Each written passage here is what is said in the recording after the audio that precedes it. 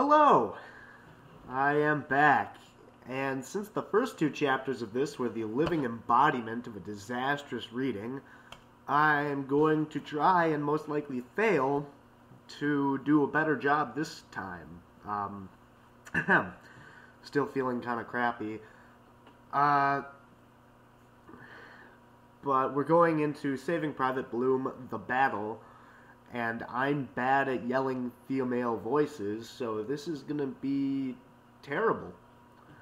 But regardless of that, let's give it a shot anyways.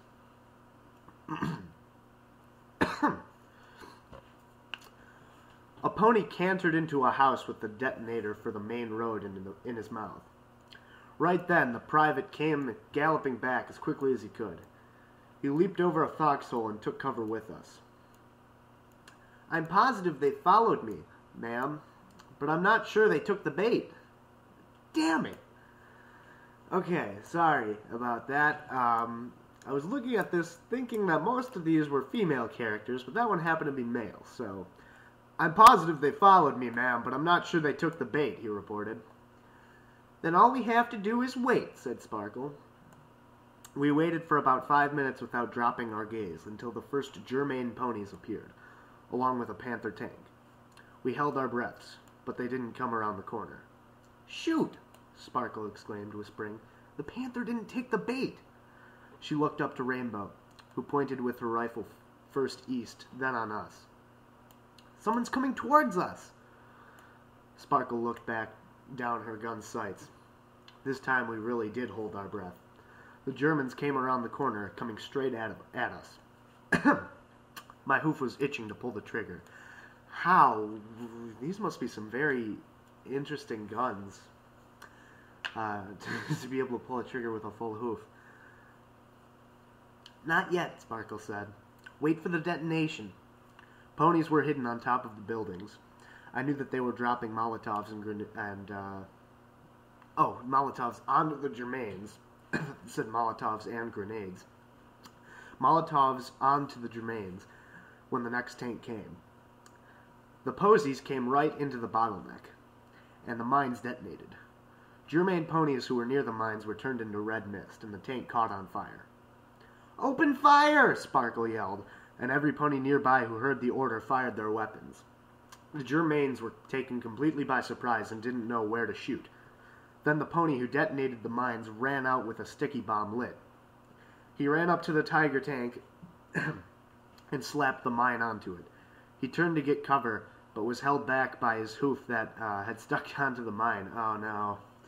He pulled furiously at his arm, trying to get free. But he was too late. The bomb exploded. He took the tank out and blew his arm clean off and caught fire. His face covered in his own blood. He died almost instantly. Dear Celestia! I screamed when I saw his body burning and motionless on the ground. That's why you don't add too much pressure when arming the bomb, and always why you normally throw it, cried Sparkle, who was shooting at the posies who had finally discovered where the firing was coming from and started returning fire. Applejack was firing round after round into the with the tooth hurty. Dozens of Germains were already dead, flooding the place with blood.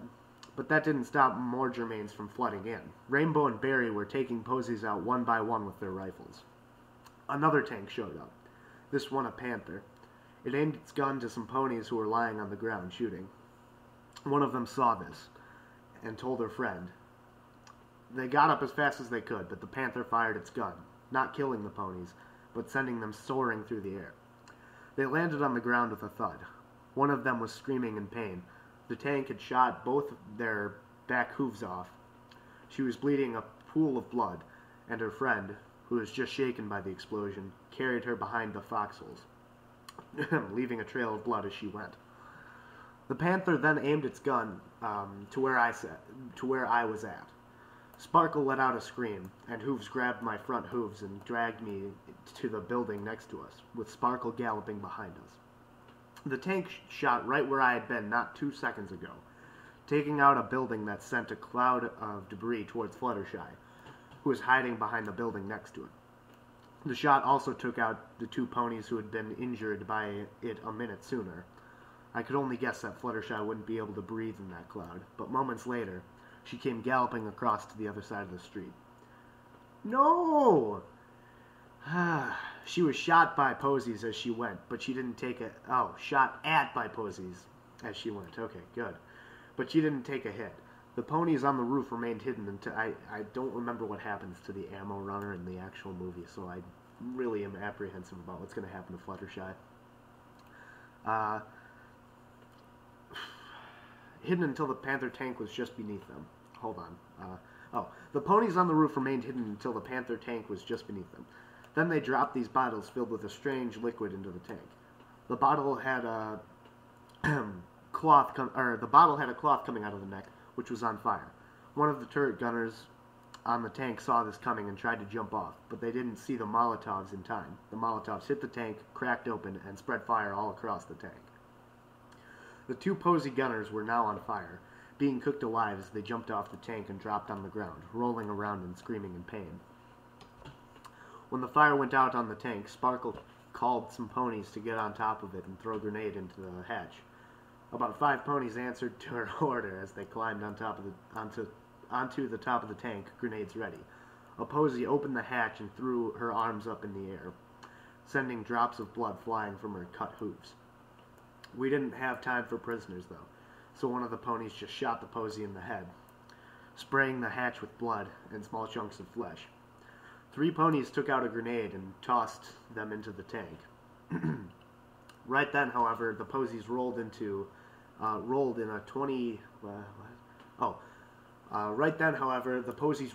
20mm machine gun and aimed it at the posies on the tank.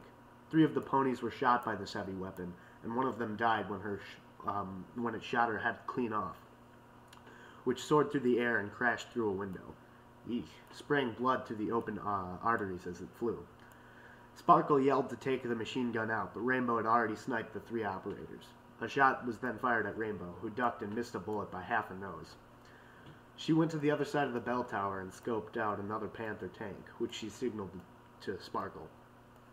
"We got another Panther tank coming from the northeast," Sparkle yelled over the sound of gunfire. 2 operators had been replaced at the 20mm, so we had to constantly be on the move. We galloped by Fluttershy, who was going the other way, straight into the gunfire. I grabbed her right when she was about to turn the corner, and she followed us for a while. Those injured on the field were being slaughtered as we retreated. It was probably their screams of pain that gave away their position, or the trail of blood that made crawling to cover. They made crawling to cover. We were being outmatched, and I started losing hope. Rainbow and Barry were still in the tower, doing the best they could at sniping the Germains around the Panther tank. Rainbow knew she'd be dead soon, though. Rainbow knew she'd be dead soon, though. But that didn't stop her from defending her friends. Shot after shot, each one taking out a Germain. That's getting kind of annoying to say, Germain. The tank saw the angle of where the shots were coming from and started turning around. Rainbow didn't notice this, though. She was scoped in and taking out the last Germains. When she took out the last one near the tank, she took a quick glance at it. It rose its barrel toward the tower. Rainbow stopped and looked. Oh, yeah, I remember that. Stopped and looked at the tank without the scope. The tank fired and Rainbow heard shouting. The tank fired and Rainbow was heard shouting, "Barry, get to!" But she was cut off by the tank's round blasting into the structure, sending a huge ball of fire into the air.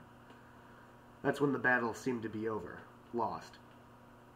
Sparkle was in such shock that she actually forgot where she was for a second. I, too, was frozen in place, rooted on the spot, staring at the bell tower as it collapsed to the ground, a small shower of blood following in its place, falling onto some of the Germain Posey's helmets. A blue feather falling and landing among the rubble confirmed what happened. This had been Rainbow's last battle. But this was a battlefield. We didn't have any time for sorrow. Sparkle was furious at the Germains and swore she would die, that she would die here with her friends if that's what it took to get revenge. She shot down the Germains following us without any help from me, Hooves, or Fluttershy, who had ran over to where Applejack and Carrot Top were at. He keeps saying, or they keep writing, "were at." I don't really need the "at" in that sentence, but okay. Spike came around the corner and was almost shot by Sparkle. She yelled at him to try and flank the enemies. He ran through a puddle of blood over the Germain bodies, past us, and turned to the other corner, disappearing from view. Not a minute later, we saw him running in front of us, firing his weapons at posies at his left flank. He took cover behind a building. But at that moment, we saw another Panther tank climbing over the debris behind Spike. He saw this and dashed inside the building, hiding from all view. The tank didn't fire any rounds, though. It couldn't see us in our cover. I had no idea where Fluttershy was. I hadn't seen her for a while. She wasn't in the house Applejack and Carrot Top were, because I noticed that their Tooth Hurty was firing bullets less frequently. I could only guess that they were running out of ammo. I also saw a Germain toss a grenade into the window. I gasped, hoping it wouldn't kill Applejack, but 2 seconds later I saw the grenade being thrown back out, right before it exploded, blowing up the posy who threw it and reducing him to a small blood pool. Fluttershy, I heard my sis yell. Fluttershy, ammo! Fluttershy, ammo, dagnabbit! My worst fears confirmed. I turned to canter to the house, but Sparkle held me back, shouting, "I'm sorry, Bloom, but I can't let you get killed." And then, out of nowhere, I saw Fluttershy run down the street toward the house. My breath returned to normal speed. If Fluttershy made it in time, they might make it through the rest of the battle. But then something happened to make my fears grow, and my breathing speed up again. The other Tiger tank had appeared, climbing over debris close to the house. Fluttershy hid behind the house, making sure her tail wasn't showing around the corner. The Germain troops accompanying it ran to help the others in shooting at Spike, who was still in the building, firing back. Only one Germain posy didn't go with the troops. She was a pink pony that bounced toward the house where my sis was at, as if she were enjoying the death and suffering. That's when I noticed the Tooth Hurty had stopped firing. That meant that they were out of ammo. If they couldn't defend themselves, they were surely going to be killed. Again, I tried to get to the house, but Sparkle, who had been shooting at the posies, held me back again. "I'm not going to let you die," she shouted. "But you'll let my sister die." "Oh, wait, but you'll let my sister die?" I shouted back at her. She has her own protection." When she went back to shooting, I made sure she couldn't hear me before I took off toward the house from behind. I was galloping as fast as my hoofs could carry me. When I got to the back of the house, I saw that Fluttershy was no longer there. She had gone inside, and was climbing up the steps very slowly. As I peeked through a hole in the wall, I saw Carrot Top had been shot in the throat and was choking on the bullet and her own blood, which was leaking out of the bullet hole. Applejack was in a fist fight with the pink posy while Carrot Top was gagging and hacking. While they were fighting, Applejack slipped on some blood and that oozed out of Carrot Top's mouth.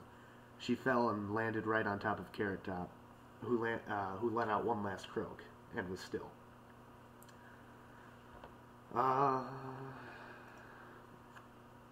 Yeah, I guess I'll end it there and do the next chapter later. I'd say that went better than the last two chapters, but yeah. Oh well. A solid story, but poor Dash. Oh well.